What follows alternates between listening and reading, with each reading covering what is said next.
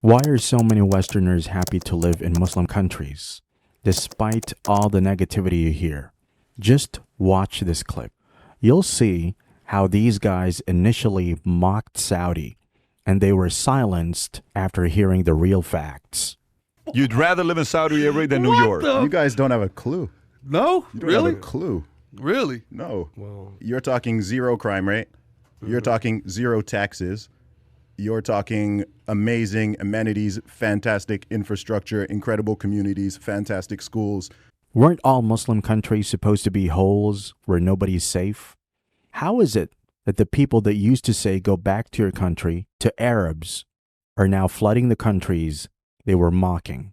Is the truth about Muslim countries, their people and their values finally coming to light?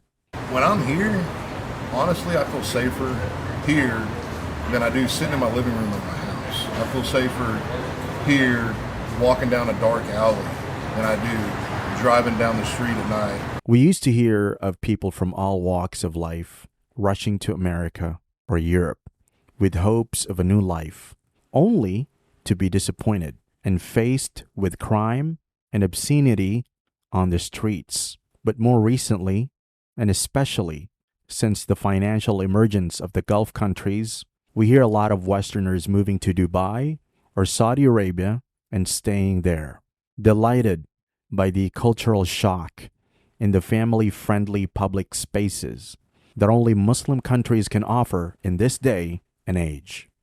It is particularly the case of Saudi Arabia, where almost half of the country's population is composed of foreigners. But what do these foreigners have to say about suddenly discovering life about Muslims? Starting with number one, it's amazing how the Saudi society live their life with God as the foundation. And I've come to learn how important that is, because many countries, and a lot of instances in my country, the U.S., there's a lot of secularism. God does not play a fundamental, important role, and we see what's happening in many parts of the world, including the U.S. Here, God is everything. It plays an important part of society and families. They pray to God. When I was in the U.S., someone asked me, don't they pray to Muhammad? No, they don't. They pray to God, one God.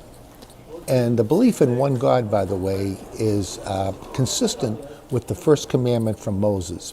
Moses provided us with the 10 commandments. Commandment number one God. I am the Lord thy God. Thou shalt not bear false gods before me. One God. That's what we're taught as Christians.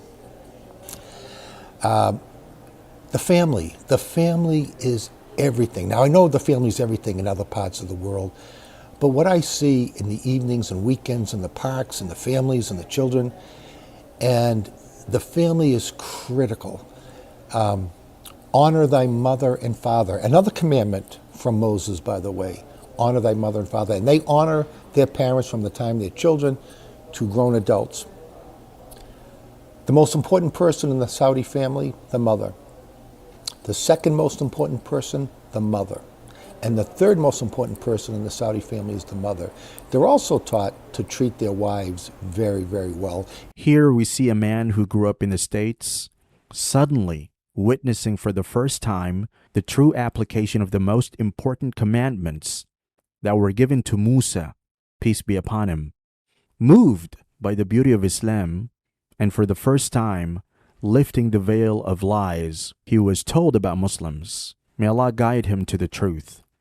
Some of the common factors mentioned by the authority of people who lived in Saudi and in Muslim countries is the absolute security that translate to very low crime rates and a general peacefulness that only a people praying 5 times a day can offer to its guests.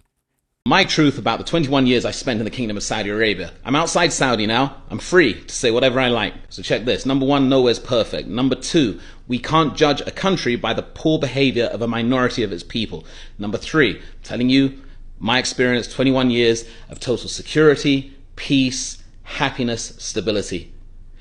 One of the most wonderful things for me is just peace. It's a blessing that one can't quantify or put a price on. the amount of times I go for a coffee, I'd sit outside, have my laptop, my car keys, my wallet even, go back in, go into the coffee store, get another coffee, come back out. Not even for a minute do I worry about anything being taken. That can't be said of many, many places on this planet. All I can tell you is this: 21 years were incredible.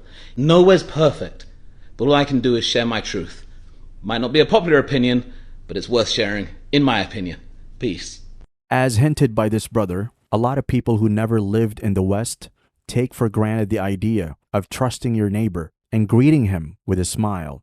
And it is true that in Western countries, going to the masjid in the middle of the night can sometimes be, at the very least, frightening and sometimes extremely dangerous. But in a country built and inhabited by Muslims, going out at 3 a.m. means you're guaranteed not to bump into any drunks or drug addicts. And even past midnight, the streets are filled with innocent families peacefully sitting and enjoying the night breeze.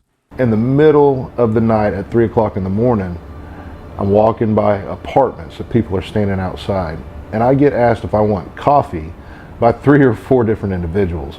So my view changed almost immediately to what were these guys on these channels talking about, to this is probably one of the friendliest places I've ever been.